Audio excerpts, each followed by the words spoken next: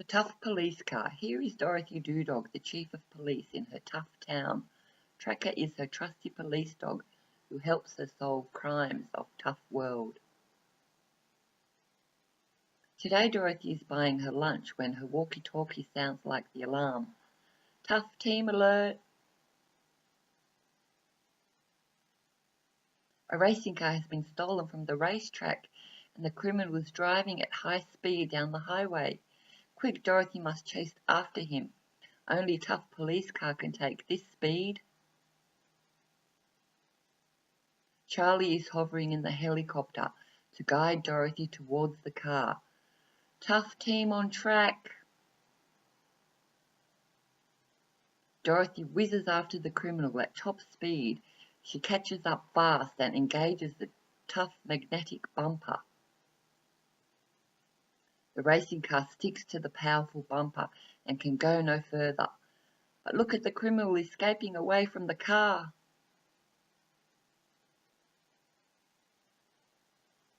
There's no time to lose. Dorothy orders Tracker to chase the runaway. The criminal runs quickly, but not quickly enough. Before he can escape too far, Tracker has cornered him. Well done, Tracker. Dorothy is proud of him. She handcuffs the criminal, locks him in the back of her tough police car. Charlie waves goodbye from his helicopter. Phew, another tough challenge for Dorothy and Tracker. But the tough team always saves the day. The end.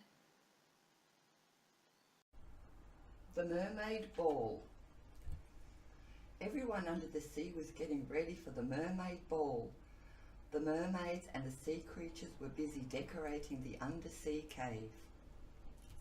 But one young mermaid wasn't planning to go. Megan and May found their friend Nicole inside a sunken ship. "I don't have anything to wear," said Nicole. "Don't be silly," said May. "Megan and I will find you a very special outfit for the ball.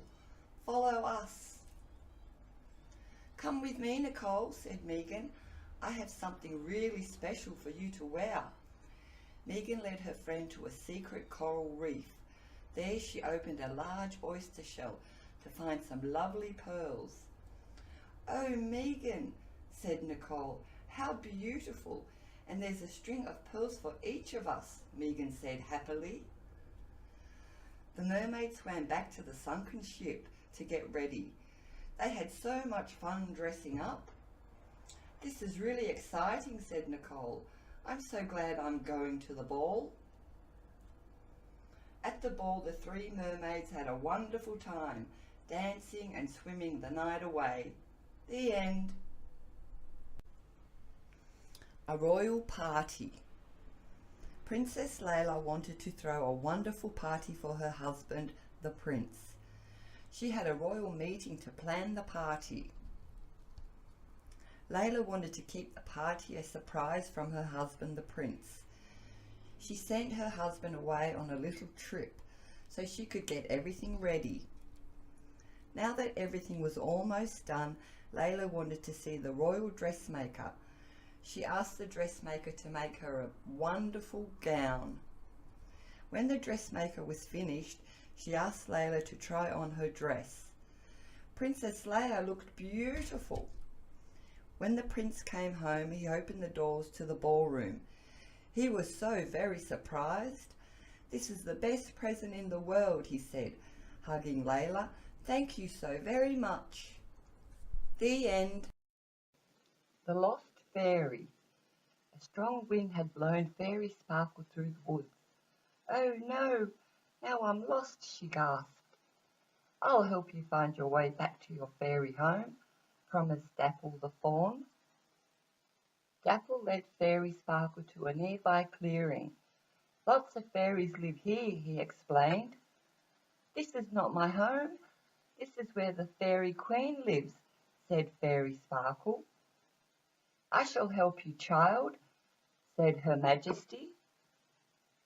The Queen joined the search for Fairy Sparkle's home. "I'll come too," called Jungle the gnome. "I might find somewhere better to fish. I never catch anything here." It was a long walk down the winding path, and everyone began to feel super tired. "Ride on my back," called Silver, the gentle unicorn. "That should make the journey easier." Swoop, the owl knew where to find Fairy Sparkle's home. "But it's empty," wailed poor Fairy Sparkle. "All my sisters must have flown away. I still don't have a home." Just then the other fairies came back. They had been out searching for Fairy Sparkle. "I'm home at last," chuckled the lost fairy. "It's time for a party," cheered her friends. "Welcome home, Sparkle. Time to party."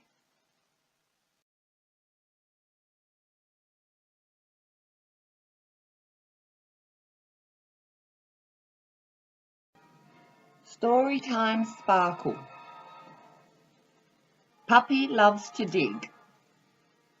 Digger the puppy had huge paws, and he just loved digging holes. One sunny morning, Digger dug big holes all over the garden. He was having a wonderful time until he noticed the mess he had made. "Oh dear," thought Digger, "perhaps I should go and play on the beach instead." As soon as he was on the beach, Digger began digging holes in the sand.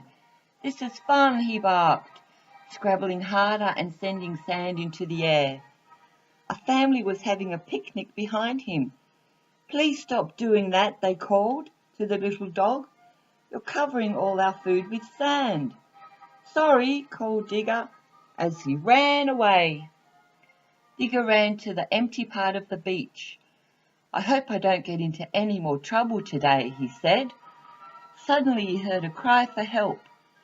Spout the baby whale was stuck on the sand. "Please help me get back to the sea," Digger called Spout.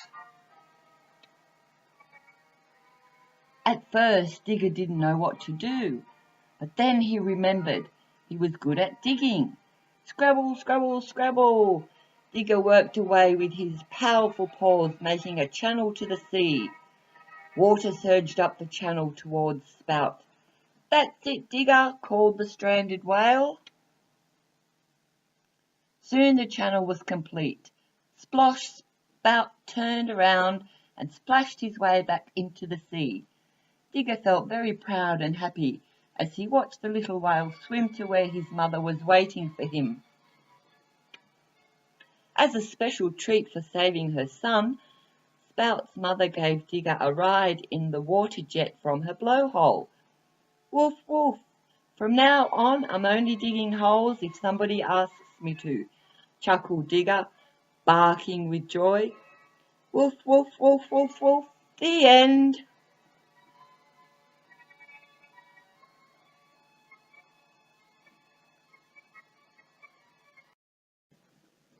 Dorothy's delightful birthday.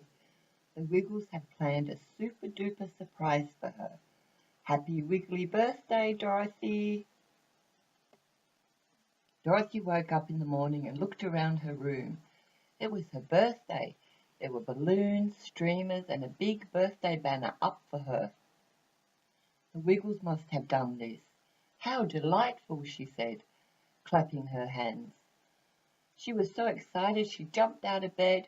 It was time for her birthday breakfast. She followed a trail of roses to her garden. Happy Wiggly birthday! What is a fun thing to do on your birthday? The trail of rose petals stopped, and Dorothy saw the Wiggles ready to sing her a happy birthday song. What a lovely surprise! Happy birthday, Dorothy, sang all the Wiggles. The four friends put on a show, singing all Dorothy's favourite songs. Wags and Dorothy linked arms and did a little jig around the garden. What does Dorothy love to do? Time for tea! Dorothy sat down at the table with Henry, Captain Feathersword and Wags. There was also a picnic laid down on the grass with lots of yummy things to eat. "I made the fruit salad," said Anthony with a big grin. "We have lots of fun things planned for you," Dorothy, Murray said excitedly. And before we go, we have a special birthday cake for you. After they had all eaten, they were ready for their big day of activities ahead. The first stop of the day was the SS Feathersword. Dorothy was being taken on a sailing adventure. "Where are we off to?" Dorothy asked Captain Feathersword. "It's a surprise, me hearty," he sang with a great big grin. "The Wiggles love it when he sings. Why don't we all sing songs while we sail?" asked Sam. "Let's sing and dance to some pirate tunes as we get ready for our ocean adventure. Time to board the ship. Friends ahoy!" Before long the SS Feathersword pulled into a beach. "It's beautiful," Dorothy said. "It's time for some fun in the sun," Jeff called out. "Let's play some beach cricket." The friends made up small teams and played in the sand, after putting on their hats and sunscreen, of course. "What other games can we play?" Dorothy asked, when they were finished.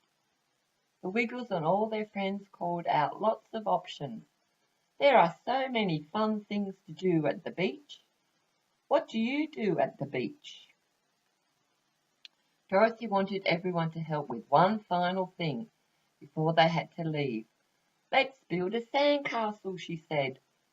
Everyone dove in to help make the best sandcastle ever for Dorothy's birthday. Henry wanted to help, but his arms were full of buckets and spades.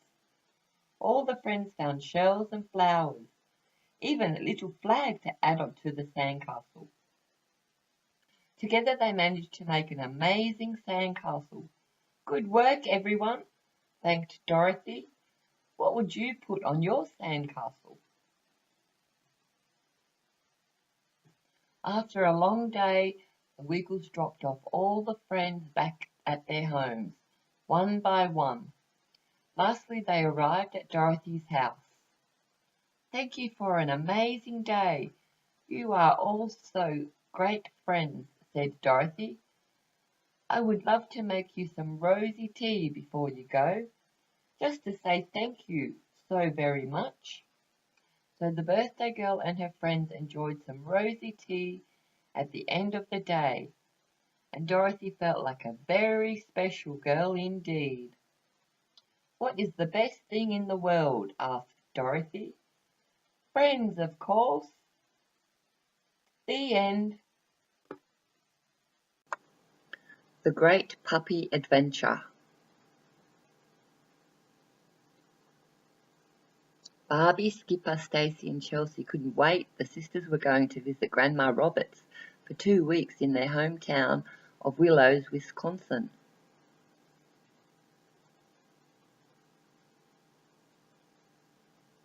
When they arrived, their grandmother had a surprise for them. Her dog Tiffany had just given birth to 4 adorable puppies. The girls named them Honey, Rocky, DJ and Taffy.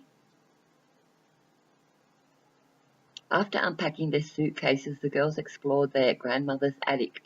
"What's this?" Skipper asked as she picked up a dusty scroll. "It's my old treasure map," Barbie explained. "Every summer Grandpa and I used to look for clues together. After a while we gave up. Legend told that the town's founding fathers had hidden a treasure for Willows to use." Skipper took a picture of the map on her tablet. Then her and her sisters decided to search for the treasure, while Barbie went to visit her friend Christy. The first step was City Hall, near the Willows town emblem. The sisters discovered a clue. "We came from afar to this great land, carrying the future in the palm of our hand." Skipper quickly searched for a picture of the founding fathers on her tablet. They were holding a vase with a twig in it. The first willow tree in Willows had grown from this twig. "That's it," explained Skipper.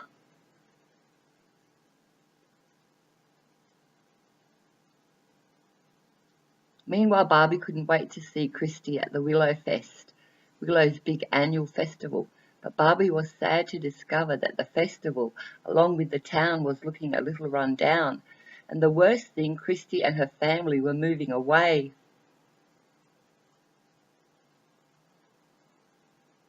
Back at City Hall, the sisters found a vase.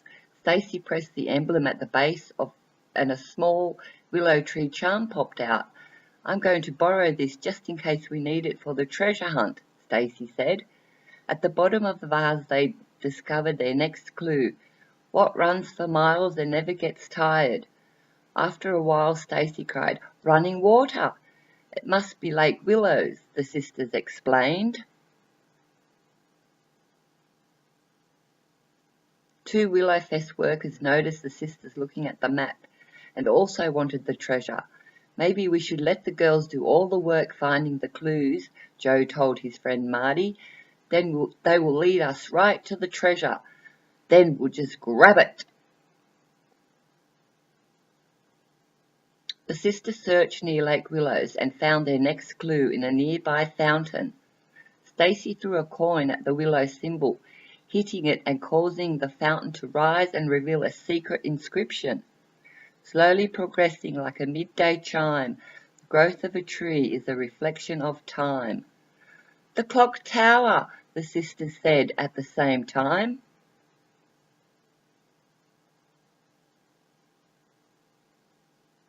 Day after day the sisters searched for clues near the clock tower, but they couldn't find any. Stacy hummed the tune from the clock chimes and realized that the lyrics probably held the clue. Skipper used an app to identify the song. It was called "Beneath the Willow Tree." The next clue must be under the town's famous first willow tree. As they searched near the willow tree, Joe and Marty stole Skipper's bag with all the clues in it.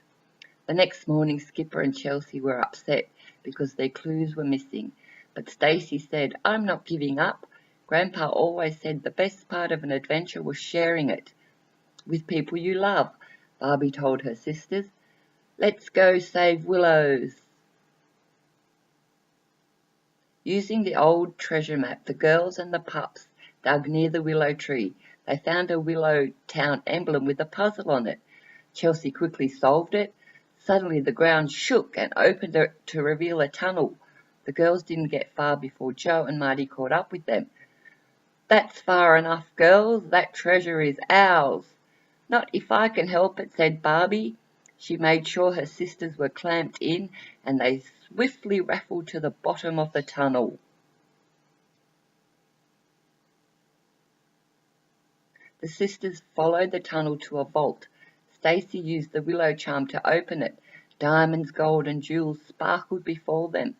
The puppies dove into piles of gold with Barbie and her sisters trying on the tiaras and the necklaces. Suddenly Joe and Marty appeared. The two greedy men grabbed jewels and diamonds and tried to escape. Luckily the pups raced after them. "Puppies 1, bad guys 0, said Skipper. The next day, Barbie and her sisters and the puppies were honoured at City Hall. They had donated the treasure to save the town of Willows. Part of the treasure was their reward. "Grandpa Roberts has another surprise, you know. The puppies are getting bigger. I can't possibly keep them all." "Can we keep them?" Chelsea asked. "Of course," said Barbie. "They're part of the family now." That afternoon the girls rode all the restored rides at Willowfest.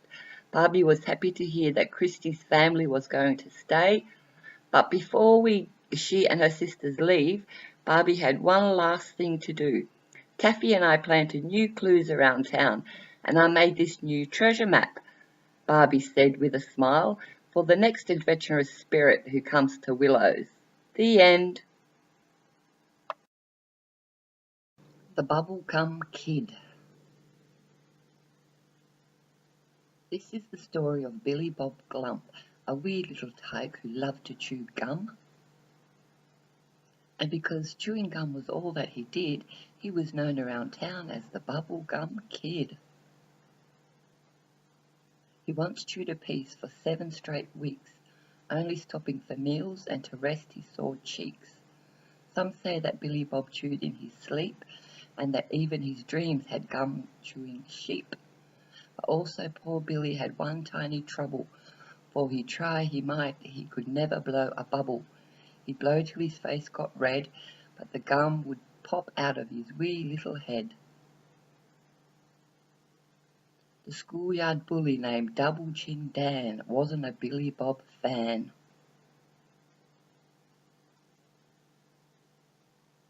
He teased little Billy, popped gum in his face, and tripped him over to win the potato sack race. What a big meanie Dan is. Now Billy Bob had about all he could take, and that Dan would soon learn that he'd made a big mistake. For Billy got help from his mischievous sister, a terror of sort that his parents called Twister. She taught him how to blow and pucker his lips, and she gave him a few of her secret tips. With time, Billy became pretty good. He blew the best bubbles in all of Mount Hood. He learnt to blow shapes and animals too. His best trick was the pink kangaroo. At night he blew bubbles inside one another, a feat that impressed his gum-chewing mother. So one recess Billy came up with a plan. He'd blow a huge bubble and show that kid Dan. He puckered his mouth full of his favourite gum, and in minutes all eyes were on Billy Bob Glum. His bubble grew larger with each breath that he took, and he managed to grin as Dan walked up to take a look. The kids were all cheering, some screaming for more. Double Chin grimaced, then stormed towards the door. Now Billy Bob should have known better, and stopped when the kids began hiding in case that thing popped. Then along came a breeze, and poor Billy Bob flew right out of the schoolyard and over the zoo. He sailed past his house and circled round town, clenching his teeth so he wouldn't fall down. Birds became stuck, that gum was like glue. Kites became tangled, and model planes too. Billy Bob panicked. This wasn't his plan. Then he looked down and saw Double Chin Dan. Dan steadied his slingshot and took careful aim, fired, then screamed at the explosion that came. Pieces of gum flew all over school. One glob landed on top of the nurse. Her head became stuck inside her purse.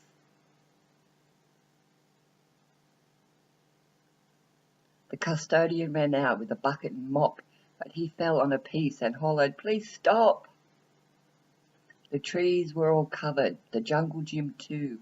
A class of third graders was covered in goo. Ooh, ooh, ooh. Principal Channy took Dan by the collar. "You'll clean up this mess and repay every dollar." And what happened to Billy Bob Clump? He had to wear braces so he couldn't chew gum. The end. Hello everyone, welcome. It's story time for bedtime or any time. And today's story is My Gorgeously Glittery Bag. My birthday gifts are so glittery and bright. I'm going to fill my bag with these treasures tonight. The first gifts I put in glittered and jangled. There were hair clips and pencils, key rings and bangles.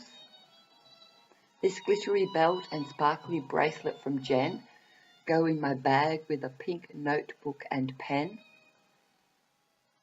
I have a beautiful cushion with sequins and shimmer, and 5 cute purses that glint and glimmer.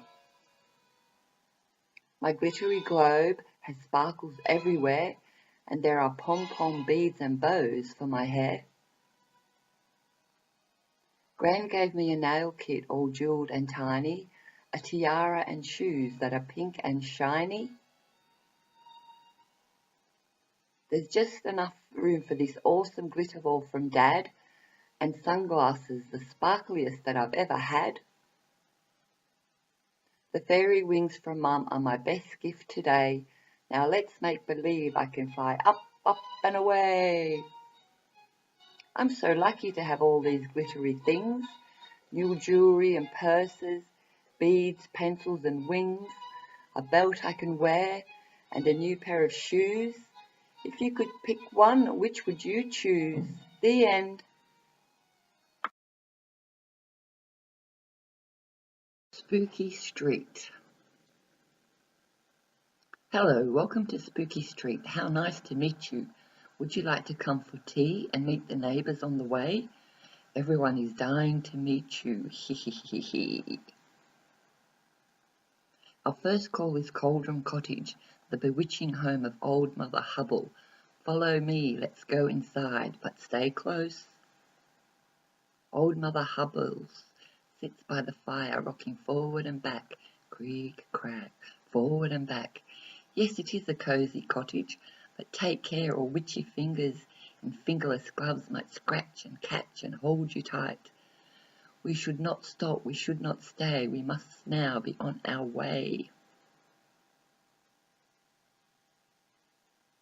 The haunting home of the scary family, a creepy house with dark, dusty rooms, where the wind rattles and windows howl down the chimney, woo.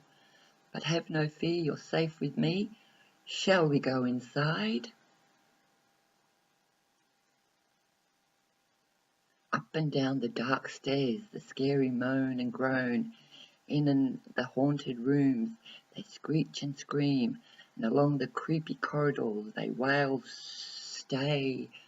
But do not listen, or bony hands will grasp and clasp and hold you tight forever. We must not stop, we must not stay, we must be on our way. Gory Grange, a grim and ghastly place, filled with gloomy rooms. Those who dwell here have done so for hundreds and hundreds of years. Let's go inside and meet the Blood family. Have no fear, you're safe with me. The Bloods only ever entertain visitors in the dead of the night. They love to have guests for supper and hiss, please stay. But do not listen, sharp teeth can bite in the dark, dark night. We must not stop, we must not stay, we really must be on our way. The creepy corner store run by Mrs. and Mr. Ghoul, open till all hours, dusk till dawn, selling every spook you need from trick to treats and horrid frights, lots of things that go boo in the night. Do you want to go inside? See what's offered tonight? Within these walls are nasty scares, nightmares, ghastly tales, and banshee wails, gruesome delights and night frights. You can shop till you drop, we must not stay, we really need to get on our way. The Howlings, my very own little lair. Home at last, safe and sound. Come inside, it's a pleasure to have you for tea. Mr. Ware, Mrs. Ware and all the little Wares are delightful to see you, but we are very hungry, so do sit down. You're just in time. Yes, all the Wares do have big ears, all the better to hear you, and yes, they do have big eyes, all the better to see you, and they do have big teeth, all the better to eat you. Gobble, gobble, gobble. The end.